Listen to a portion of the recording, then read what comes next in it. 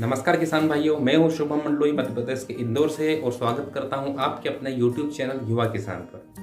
किसान मित्रों, अभी 3 से 4 दिन के मेरे जो WhatsApp है इस पे मेरे किसान साथियों के जो है फ़ोटो आ रहे हैं लहसुन के। और लहसुन में क्या है कि पीलापन की शिकायत बहुत ज़्यादा है, उकसूक होने की शिकायत बहुत ज़्यादा है, पत्तियाँ ऊपर से सूख रही है और लहसुन की जो चाल बिल्कुल भी बन नहीं पा रही है मौसम के कारण। तो यही सब समस्या को देखते हुए ये वीडियो आपके लिए लेकर के आया हूँ मैं। और आप अगर लहसुन के खेती करने वाले किसान हो, लहसुन क्या कोई से भी अगर खेती करने वाले किसान हो और चैनल पर पहली बार आए हो किसान भाइयों, तो वीडियो को लाइक करें, चैनल को सब्सक्राइब करें और ये जो जानकारी है इसको सभी किसान भाइयों तक पहुँचाएं, ताकि जो भी किसान भाई आपके रिश्तेदार हो, दोस्त हो, उनको कुछ न कुछ मेरे इस वीडियो से फायदा हो सके। हाँ, तो किसान भाइयों, लहसुन में जो पहला डोज है और पहला जो खाद का स्पेशल डोज है, ये डालने के पहले लहसुन में जो है 120 से 130 दिन की वैरायटी, कम से कम 120 दिन, ज़्यादा से ज़्यादा 130 दिन, 140 दिन तक की वैरायटियाँ रहती है। और लहसुन की खेती में हमें मात्र 4 स्प्रे किसान भाइयों करने हैं। और वो 4 स्प्रे कौन कौन से करने हैं? पहला जो स्प्रे है मैं अभी आपको बताने जा रहा हूँ। और पहला जो खाद है हमें अभी ये खाद डालना है, जिसके बाद हमें आखिरी खाद कब डालना है ये वीडियो जब तक आ जाएगा किसान भाइयों। और ये पहला जो स्प्रे है ये ऐसा करना है हमें कि 30 दिन तक, 25 से 30 दिन तक इसका रिजल्ट दिखे, ताकि हमें बार बार स्प्रे करने की जरूरत ना पड़े। हमें किसान भाइयों जहाँ पर खर्चा करना है वहाँ हम बिल्कुल खुलकर करेंगे, और जहाँ पर हमें बचाना है वहाँ हम खुलकर बचाएंगे। और लहसुन की खेती के लिए मैंने जो पहला जो वीडियो है वो डाल रखा है, डिस्क्रिप्शन में मैं इसकी लिंक दे रखी है मैंने किसान भाइयों, अगर वो देखना चाहते हो आप तो देख सकते हो। और ये पहले स्प्रे में बताने वाला हूँ आपको कि कौन सा हमें डालना है और पहला खाद हमें कौन सा डालना है, जिससे हमारा प्रोडक्शन कम से कम 35 से 38 कुंटल प्रति बीघा के हिसाब से निकाल पाए। और ये जो पद्धति है मैं 3 साल से अपना रहा हूँ लगातार किसान भाइयों, और इसमें मुझे लहसुन में न तो कोई साइज बनने में दिक्कत आती है, न ही कोई जलेबी रोग लगता है किसान भाई, और न ही लहसुन में कोई पीलापन और ये शिकायत आती है। लेकिन ध्यान सिर्फ आपको ये रखना है किसान भाइयों की जो आपकी सिंचाई की प्रणाली है, सिंचाई की प्रणाली को व्यवस्थित रखा जाए, क्योंकि इसमें अगर आप ज़्यादा दिन, कम से कम दिनों में पानी चलाएंगे किसान भाइयों तो पीलापन आना ही है, बीमारी आना ही है। और सिंचाई आपने लगातार एक बना ली रूटीन कि हमें 15 दिन के पहले पानी नहीं लगाना है, और 15 से 18 दिन की गैप देकर आप तावन दे देकर मतलब अच्छी तरह पानी लगाएंगे तो बीमारी आने की संभावना बिल्कुल भी नहीं रहेगी। और किसान भाइयों, अगर उत्पादन की हम बात करें तो इस बार भाव भी कम है, और हमारे हाथ में, हम किसान हैं, किसानों के हाथ में कुछ भी नहीं है किसान भाइयों, सिर्फ प्रोडक्शन के अलावा हमारा सिर्फ एक ही मंत्र रहना चाहिए कि प्रोडक्शन ज़्यादा से ज़्यादा निकाले।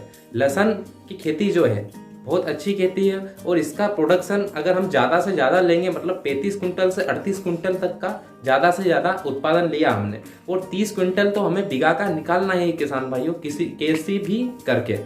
और इतना भी हमने 30 कुंटल भी निकाल लिया किसान भाइयों, और 3,000 रुपये कुंटल भी हमारी अगर लहसुन बिक गई तो 90,000, 1 लाख रुपये बीघा तक का हमारा खेत बैठ जाएगा। और इसके लिए किसान भाइयों हमें लहसुन की खेती में रेगुलर तीसरे चौथे दिन अपडेट लेना पड़ेगा कि क्या सिचुएशन खेत में आ रही है, चाहे हमें स्प्रे करना है या ना करना है, पानी लगाना है या ना लगाना है, लेकिन रेगुलर अपडेट जरूरी है। हाँ, तो किसान भाइयों, मैं आपको जो डोज बताने जा रहा हूँ ये मेरा खुद का एक्सपेरिमेंट है। प्याज और लहसुन की फसल में पिछले 3 से 4 सालों से मैं ये डालते आ रहा हूँ, और मुझे कोई इसमें अभी तक ना कोई साइड इफेक्ट दिखा है, और रिजल्ट भी बहुत बढ़िया शानदार देखने को मिला है। और इस चैनल के माध्यम से मैं वही जानकारी दूंगा जो मैं खुद के खेतों पर इस्तेमाल करूंगा दोस्तों।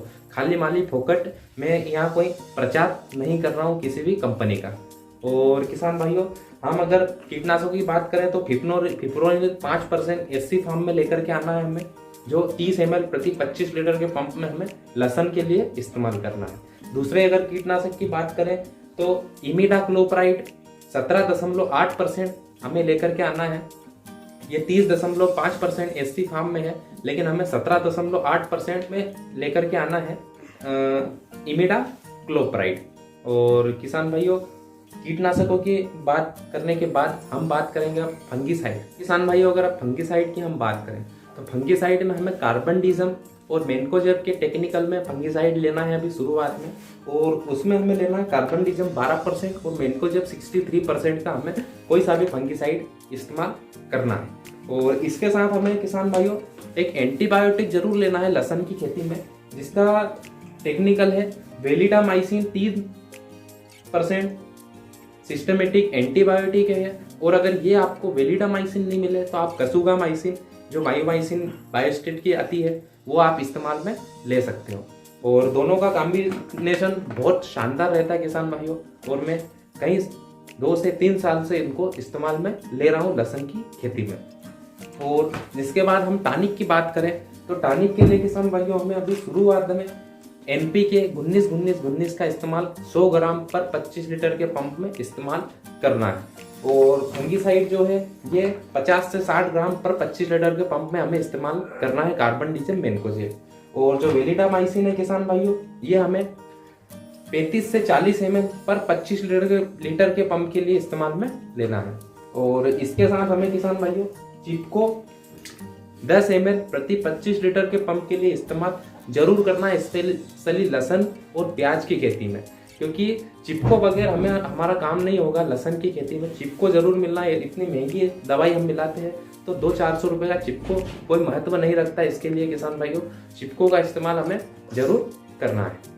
तो स्प्रे की तो हो गई बात किसान भाइयों। अच्छी लहसुन को छड़ से दवा उड़ाना है हमें और बिल्कुल तर-बतर करना है। सुबह के टाइम अगर आप 7 से 8 बजे के बीच में स्प्रे करेंगे या शाम के टाइम 5 से 6 बजे के टाइम में स्प्रे करेंगे तो बहुत शानदार रिजल्ट आपको इसका देखने को मिलेगा। तो स्प्रे के बाद किसान भाइयों अब हम खाद की बात करें कि हमें खाद में क्या क्या देना है जिससे हमारी लहसुन में न कोई बीमारी आए, न कोई जड़ का रोग लगे और न हमारी साइज बनने में कोई दिक्कत आए और न ही लहसुन की चाल जो ग्रोथ रहती है उसमें कोई समस्या है। तो इसके लिए किसान भाइयों हमें अच्छी तरह लहसुन की निंदाई गुड़ाई करवा देना है। अगर आपने चारा मार की दवाई उड़ा दी है तो इसके बाद भी हमें निंदाई गुड़ाई लहसुन की जरूर करवाना है। निंदाई गुड़ाई अच्छी करवा करके और 10 से 12 दिन की अच्छी पानी की गैप देकर, सिंचाई की गैप देकर हमें अच्छा खाद का बेसल डोज पहले तो आप स्प्रे कर दीजिए। स्प्रे करने के बाद तुरंत उसी दिन पानी छोड़ने के पहले हमें खाद का बेसल डोज अच्छी तरह डालना है किसान भाइयों। और उसमें अगर बात करें हम तो पहले जो मैं नाम लेने वाला हूँ मेरा सबसे पसंदीदा माइक्रो न्यूट्रिएंट्स है।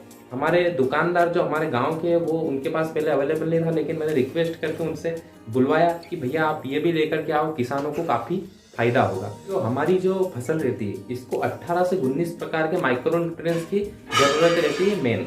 और होता क्या है कि हम सिर्फ नाइट्रोजन, फास्फोरस, पोटास और सल्फर पर ही डिपेंड रह जाते हैं। लेकिन हमें अगर ज़्यादा कोई भी हम हो गए या हमारी फसल हो गई, जितना हम खाएंगे पिएंगे उतना हम अच्छा काम करेंगे, अच्छा तंदुरुस्त रहेंगे। उसी प्रकार हमारी फसल को भी जितना खिलाएंगे पिलाएंगे उतनी हमारी फसल तंदुरुस्त रहेगी।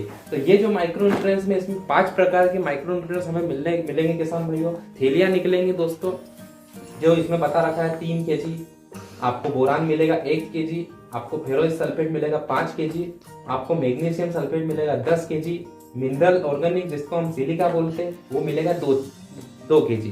और ये सब मिला करके किसान भाई 21 किलो की ये कट्टी आएगी एक, और ये 1.5 बीघा में जाएगी। और मैं हर साल इसको इस्तेमाल करता हूँ, चाहे मेरी प्याज की फसल हो गई, चाहे मेरी लहसुन की फसल हो गई, चाहे मेरी मक्का की फसल हो गई, मैं हर फसल में इसे इस्तेमाल करता हूँ और बहुत अच्छा रिजल्ट हमें इसको देखने को मिलता है। दरअसल मेन आपको लहसुन और प्याज में तो डालना ही डालना चाहिए, चाहे दूसरी फसल आप आलू हो गई, मक्का हो गई, गोभी हो गई, इसमें मत डालो। लेकिन प्याज और लहसुन में स्पेशली रिक्वेस्ट आपसे कर रहा हूँ चैनल के माध्यम से कि ये चीज़ें कोई सी भी अच्छी कंपनी का ये चीज़ें जिसमें हो अवेलेबल अलग अलग फार्म में, ऐसा नहीं कि एक साथ मिक्सचर में एक माइक्रो न्यूट्रिएंट्स भी आता है जिसमें सारे माइक्रो न्यूट्रिएंट्स ग्रेनुअल में आते हैं, लेकिन हमें अलग अलग लेकर के आना है। इसका रिजल्ट आपको देखने चौंकाने वाला देखने को मिलेगा डालने से 8 दिन बाद। तो किसान भाइयों पहले एक कट्टी ये 21 किलो की हमें आएगी 1.5 बीघे में। दूसरे अगर माइक्रो न्यूट्रिएंट्स की बात करें तो किसान भाइयों NPK 12-32-16 1 बोरी पर बीघा के हिसाब से हमें इस्तेमाल में लेना है। जिसके बाद हम बात करें तो सल्फर किसान भाइयों 3 किलो प्रति बीघा के हिसाब से 90% WDG में आएगा। सल्फर का इस्तेमाल हमें जरूर करना है। और इसके बाद अगर आपकी खेती में जड़ से ग्रसित आपकी लहसुन है या आपके प्याज है किसान भाइयों, तो इसमें हमें फिप्रोनिल ग्रेनुअल फॉर्म में आएगा, उसका इस्तेमाल करना है। 4 किलो प्रति बीघा के हिसाब से, 3 से 4 किलो प्रति बीघा के हिसाब से भी ले सकते हो। और कार्टाप हाइड्रोक्लोराइड किसान भाइयों आएगा, वो भी 3 से 4 किलो प्रति बीघा के हिसाब से हम जड़ में अगर कोई बीमारी हो तो हम डालेंगे, अगर नहीं हो तो डालने की कोई जरूरत नहीं किसान भाइयों। और इसके बाद हम बात करें तो हमें 10 किलो प्रति बीघा के हिसाब से यूरिया का भी इस्तेमाल इसके साथ करना है। तो खाद एक बार फिर रिपीट कर रहा हूं मैं कि 1 बोरी NPK 1 बीघा के लिए 1 कट्टी 21 किलो की आएगी माइक्रो न्यूट्रिएंट्स की किसान भाइयों। ये 1.5 बीघा के लिए आएगी। इसका आप देख लीजिएगा एडजस्ट आपके खेतों में कितने बीघे की, उसके हिसाब से आप इसका इस्तेमाल कर सकते हो। जिसके बाद यूरिया 10 किलो, सल्फर 3 किलो। और अगर आपकी फसल में जड़ की बीमारी है, अगर आपकी लहसुन पीली पड़ रही है, चाल नहीं बना पा रही है और पत्ते पीले पड़ रहे हैं, जड़ में सड़ाव लग रहा है, तो आप फिप्रोनिल और कार्टाप हाइड्रोक्लोराइड का इस्तेमाल कर सकते हो।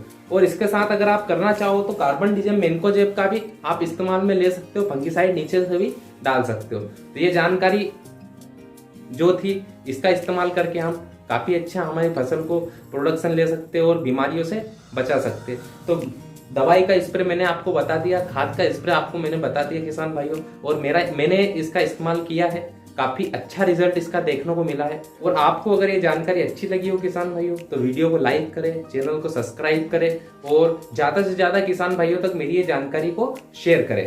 धन्यवाद। जय जवान, जय किसान, जय श्री राम।